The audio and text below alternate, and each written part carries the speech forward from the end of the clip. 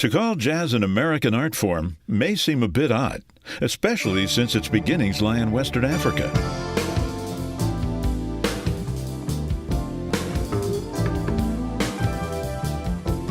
I'm Fred Macy, and this is the Jazz Scene, dedicated to the preservation, promotion, and appreciation of jazz, America's classical music.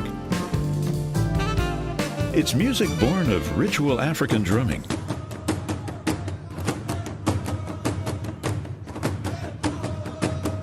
call and response singing,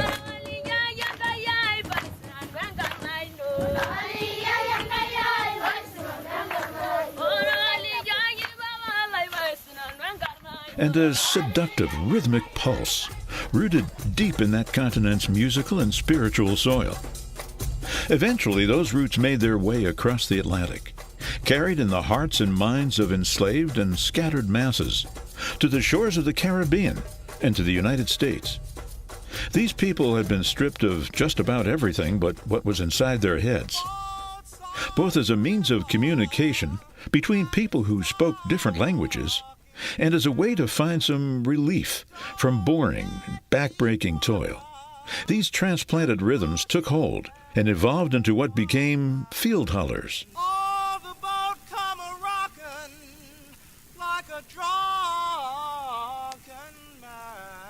Work songs,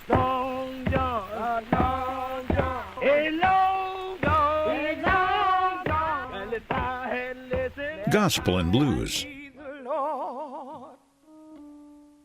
to guide me every day, as I walk along this narrow way. Oh, yeah. Though affliction affect my soul, but I'm determined. These rougher rhythms and flavors then became blended with a more structured and musical style known as Creole.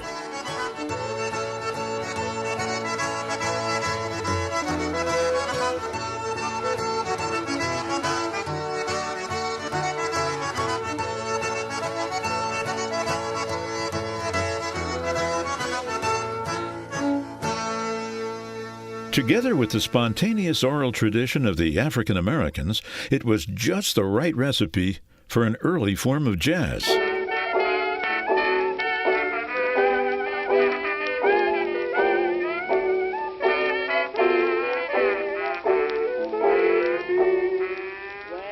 to bed last night and full flowers in my teeth.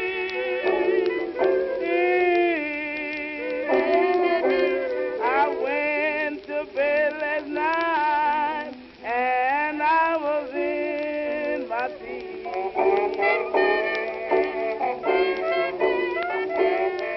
Woke up this morning, the police were shaking me.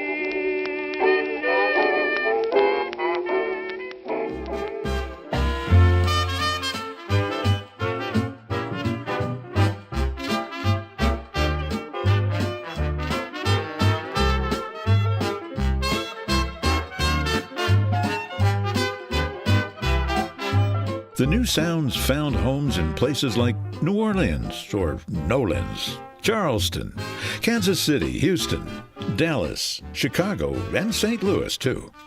There they were blended with harmonies that were derived from European music and evolved into other genres like blues, ragtime, swing, jazz itself, and eventually even R&B.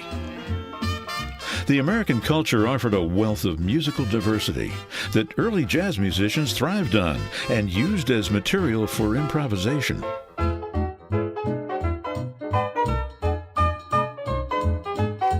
History notwithstanding, I used to have the feeling that jazz was the basis for other styles of music, particularly country and rock. There was a program director at one station whose glue began to melt whenever I filled in on their bluegrass program. However rare those occasions might be, I magically managed to locate most of the jazz-based tunes they had on the shelf. Now, in case you're not aware, at a radio station, the program director is God.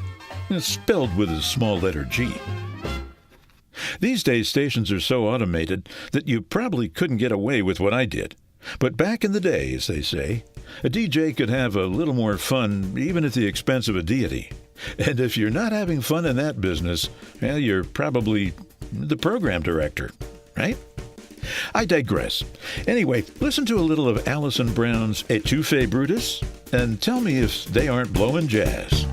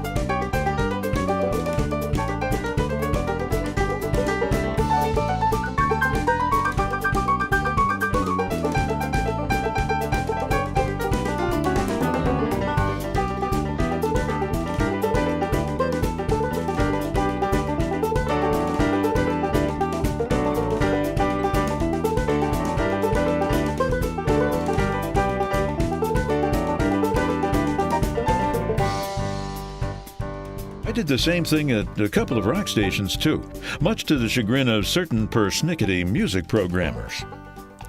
On the other side of the coin, listen to Sonny Rollins' I'm an Old Cowhand, and see if he wasn't milking a little cowboy country, thus disproving my theory.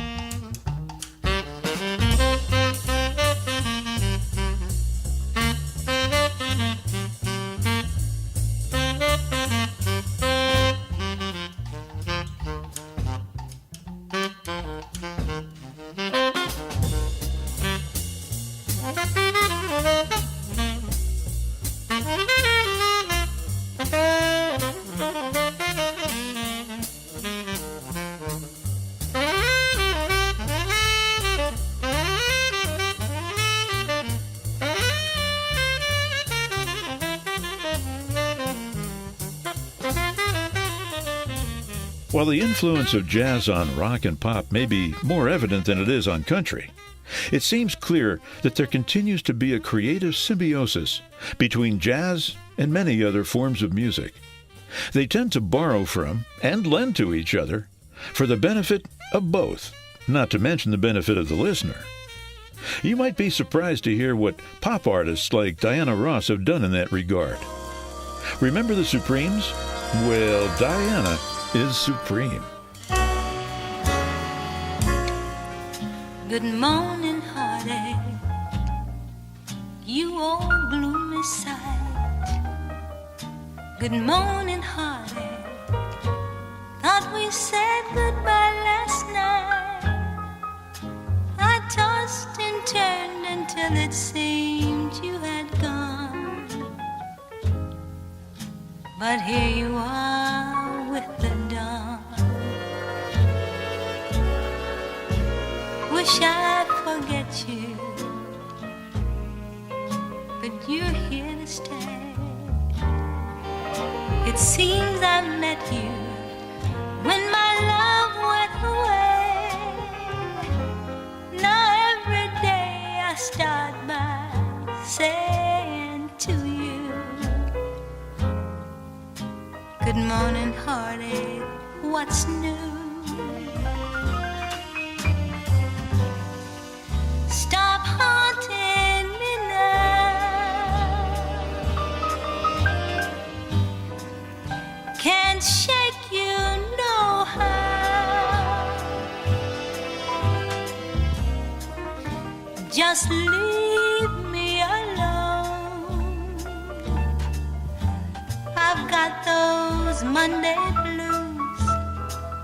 straight through Sunday blues. Good morning, heartache. Jazz as a hybrid of musical traditions reflects a marriage of musical interpretations as well as a blend of musical elements. It's a fusion of rhythm and melody that makes it truly an American art form, exported now to all races, colors, creeds, and countries around the world.